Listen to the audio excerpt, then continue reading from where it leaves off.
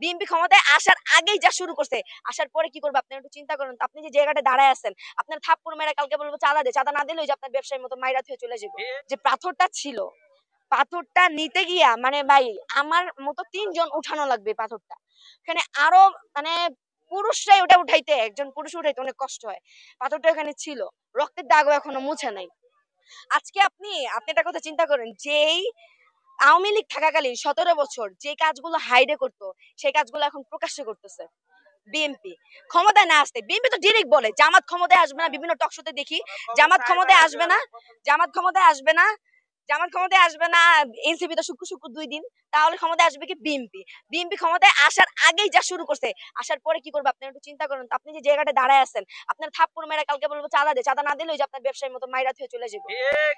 এরকম হবে, ব্যাপারটা হবে এরকম, বুঝছেন। এখন হচ্ছে আপনি একটা কথা চিন্তা করেন, বাঙালি সব কি জানেন, যে ওরা সাপ যখন ছোবল দিবে তখন বিষ কাটাবে, সাপের বিষ দাঁত ভাঙার জন্য পাগল হয়ে যাবে।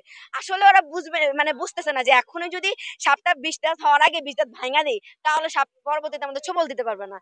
আমাদের দেশে আরেকটা স্বৈরাচার হওয়ার আগে আপনার কি মনে হয় না এটাকে আগে দমাই দেওয়া উচিত? কিন্তু বাঙালি কাজটা করবে না, কখনই করবে না। ওরা হচ্ছে ঘুমন্ত পরি, বুঝছেন। ওরা হচ্ছে যখন দেখবে ঘুমন্ত পরি, এরকম কেন বললাম যে ওদের যখন মানে গিয়ে ছোবল দিবে না সাপ, তখন ওদের ঘুম ভাঙবে। আল্লাহ এখন তো ছোবল খাইছে, এখন তো বিষ নামাইতে হবে, এখন তো বিষ দাঁত ভাঙতে হবে।